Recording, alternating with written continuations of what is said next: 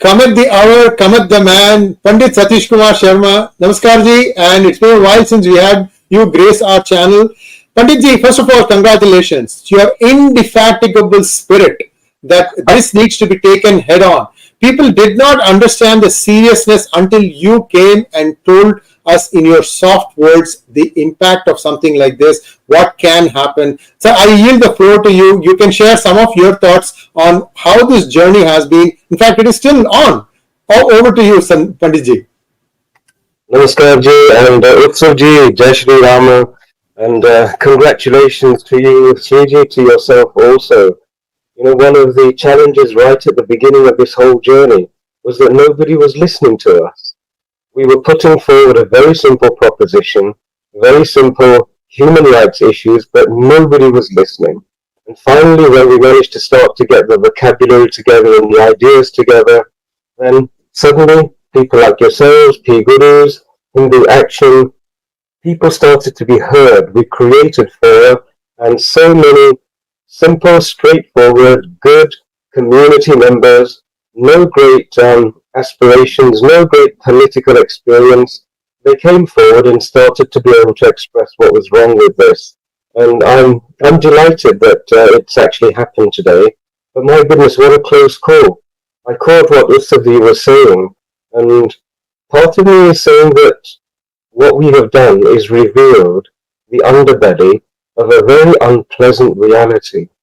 You know, that it should go all this way to one person's desk, to pass through all the checks and balances, to pass through all the paraphernalia of civil rights and, you know, all these departments which are funded from the taxpayer's pocket to prevent injustices, that it should pass all the way through and then really come to this culmination.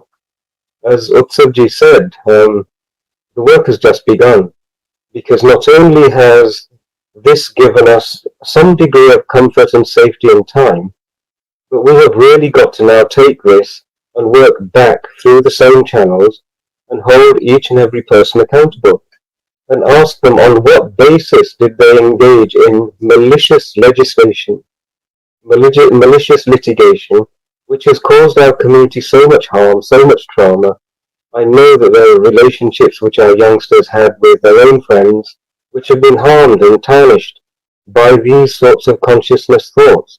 The seeding of hatred has already been done.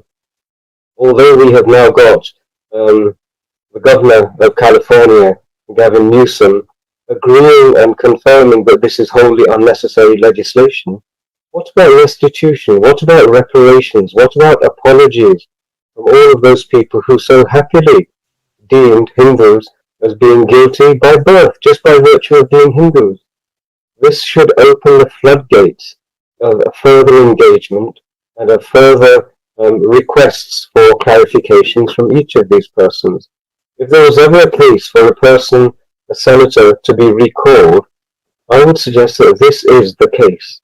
There has been so much trauma and community friction created by what?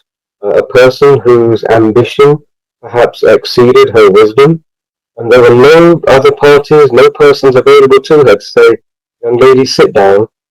Right? There are wiser heads who have seen an awful lot more political experience and engagement who are saying to you, don't light this fuse.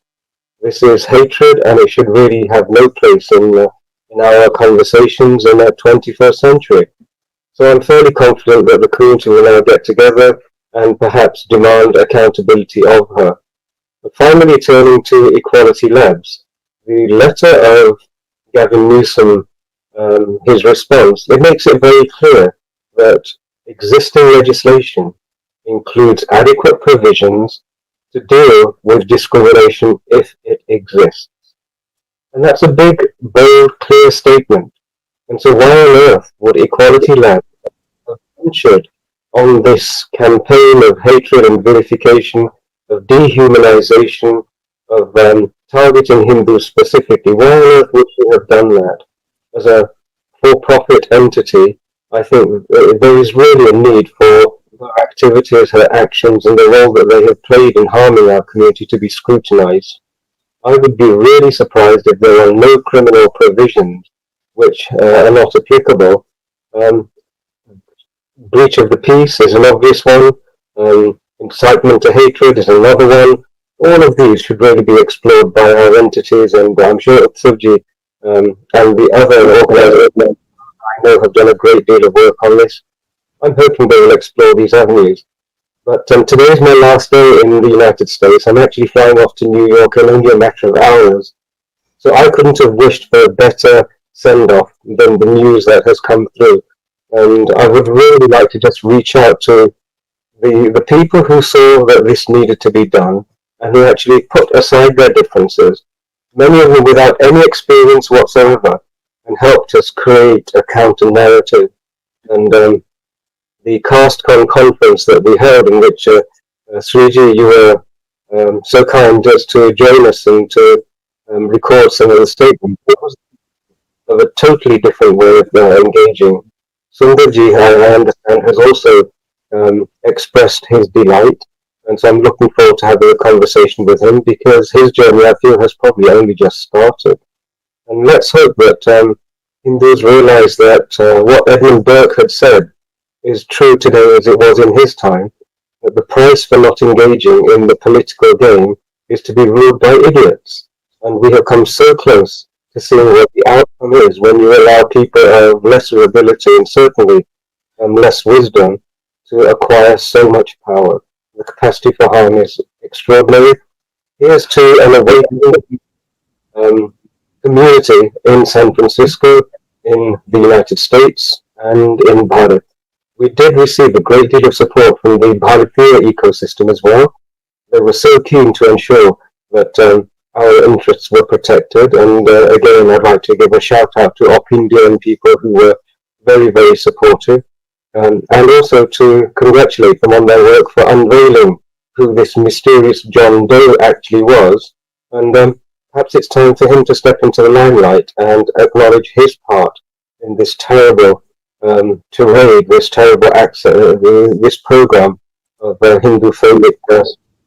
So wonderful opportunities to everybody, wonderful gratitude and delightful news. I shall be sitting smiling at 32,000 feet and just reflecting on how the United Hindu community came together to defeat this anti-Hindu Hindu program. Wonderful work, great news. Thank you so much to everyone. And Utsavji, lovely to see you and to be able to speak about this issue with a little bit of a smile on our faces, as opposed to, right, what's the mountain that we have to climb? Great work, everybody, and I'm happy to have been a small part of it.